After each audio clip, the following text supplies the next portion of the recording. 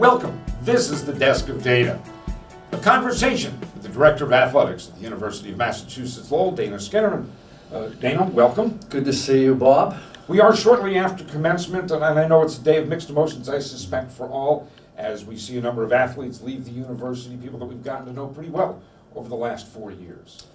Pretty special group, actually. This group was handed a pretty interesting challenge 4 years ago when we elevated from Division II to Division I. And I remember having them all gather in only 150, the classroom, and we broke the news about this wonderful new opportunity to elevate to Division I as a member of America East. And having watched them over the 4 years take us through this transition, I'll be forever grateful to this group. But mixed emotions for me personally. It's always my best and worst day, commencement. The best, you're watching student athletes after they've given you their very best for 4 years, go off into the world and make many more contributions. And the worst because you miss them. We only get them for 4 years, and when they leave quite a legacy. I suspect they've done you proud. They sure have. As I said, we handed them quite an opportunity. They accepted it. They were smiling at the time. I'm not sure it was all smiles for them during the 4 years. It was a tough challenge competitively, but they did everything that we asked them to do. As is typical in this day and age, when we talk about universities, just in general, there is a great deal of fundraising. When you talk about a Division I athletic program, there is a great deal of fundraising that is necessary. We talk about such things as the United in Blue Fund, and then I hear the phrasing, and people see it behind us, our legacy, our place, and that is a university-wide drive. How does one relate to the other? Is one United in Blue folded into our legacy, our place? Yes, the United in Blue Fund is an ongoing fundraising vehicle for us. What we've learned and the research that we've done with so many Division I institutions, that the difference between good and great in Division I is your ability to raise external funds. That is, there is a never-ending need for more money in Division I. We've learned that already. Our legacy, our place, is the university's first ever capital campaign.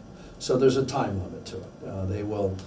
We're in the quiet phase of the campaign right now. We've raised a good deal of money during that quiet phase. But there's a time limit to that campaign. United in Blue Fund is an ongoing fundraising vehicle, and it's the vehicle we hope to rally all of the members of our university community to the United in Blue Fund and help us to support this program long term. And I realize for the United in Blue Fund, in a lot of ways, we're in the early stages. Are the first indications, are the first signs, have they been positive? Well, being part of the Our Legacy, Our Place campaign was incredibly positive. To be one of the 5 fundraising pillars of the first ever capital campaign was a clear statement that the university wants the Division I elevation to work. So they made, again, a clear statement that this was important to the university. So certainly a lot of the needs we have in athletics in terms of completing this elevation are on the fundraising schedule, if you will, from facilities to scholarships to student-athlete well-being issues, academic support, and what have you.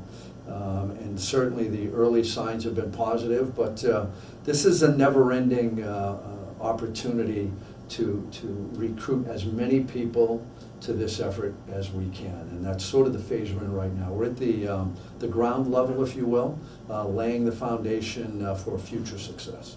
You mentioned some other things, and when I think of fundraising, I'm not always sure where specifically the dollars go, what's covered by other things. Is this for scholarships? Is it for uniforms? What does the money that is raised go to? It's for all of it. Again, the needs in Division I far exceed what they were in Division II. The primary emphasis for us right now are scholarships. We want to get to the NCAA maximum level in all of our sports. Number one. Number two, facilities. Everybody is well aware of the Division I athletics arms race.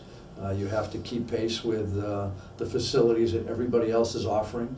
In America East, we've seen just in the last couple of years, Maryland, Baltimore County is building $75 million athletic center. Stony Brook just opened a $50 million athletic facility. So lots of needs in facilities, but scholarships, facilities, and then a wide range of student-athlete well-being initiatives. For example, we need to bring a lot of student-athletes back to school during the summertime. That's fairly new. We did not do that in Division II. It's a need in Division I, certainly in your primary revenue sports of hockey, men's, women's basketball. So my guess is the needs will never end, sort of like our own personal situations at home. Most of us have had children. When you have children, those needs never end. We've got 450 children in our athletic program, and their needs will never end as well. I understand the transition is a 4-year process. When we talk about scholarships, are we close to being fully funded? How are we on schedule for where we want it to be in the transition, and how big is the next step? Bob, we've been on a 5-year funding schedule. From 2013, we'll finish it in 2018. We will bring most of our sports to the level that will be very close to our peer institutions in America East. But those institutions that are exceeding expectations, they're succeeding year after year in their sports, are programs that have strong fundraising vehicles in place and are able to reach the maximum level in scholarships. We're close to the maximum level. The university's commitment brings us close to the maximum level of scholarships, but getting over the hump is going to take some external assistance. Just curious, in your role as the Director of Athletics, and you've been around athletics for a tremendous number of years in a variety of roles. We think of athletics from the standpoint of competition. Wasn't it eye-opening for you as an athletic director to begin to put dollar signs next to what it takes to be successful? No, it wasn't eye-opening. I had been around athletics long enough to know that athletics is such a visible component of a university, and you get what you pay for. I think that's been pretty clear. If you look at all the successful teams and athletic programs, they are well-funded athletic programs. It's a competitive business. You're recruiting head-to-head against similar institutions. You're comparing apples to apples. And when student athletes come on campus, they ask all of those questions. How much travel are we going to do? How often are our games going to be on TV? What kind of uniforms will we wear? What does the strength and conditioning center look like? All of those are factors when you're trying to recruit the highest level student athlete. So no, it wasn't a surprise to me. I was a student athlete myself. I remembered what the competitive game was like when it came to one school offering one scholarship and another school offering another. So that hasn't changed over the years. I do think the demand on facilities has changed in the last 30 years. So if you look at the facilities that student athletes are playing in today versus what they were playing in 30 years ago, that's had the greatest impact on the athletic environment. Well, let me ask, as you view our facilities, how close are we to where we need to be? And how close are we to what we want to be, where we want to be? We're in pretty good shape. Our hockey venue, we've been in hockey in Division I since 1984. So the Tsongas Center is as good as any Division I hockey facility anywhere. We will be playing the year after this coming year in 17-18, all of our home basketball games will be played here at the Tsongas Center as well. So the Tsongas Center is a first-rate facility for hockey and basketball. We've got a terrific baseball park. We've done an awful lot of good work on our soccer, lacrosse, and field hockey fields and the track complex and what have you. So we're in pretty good shape.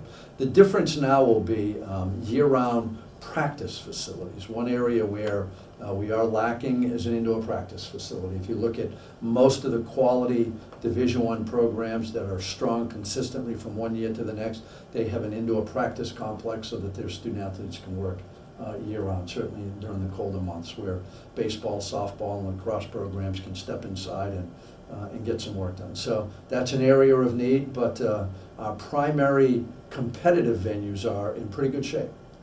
And all of this, in effect, depends on United in Blue Fund, our legacy, our place. Yeah, and a lot of it does. Look, the LaLasha baseball field is an outstanding baseball facility, but it was opened in 1999. There's wear and tear now.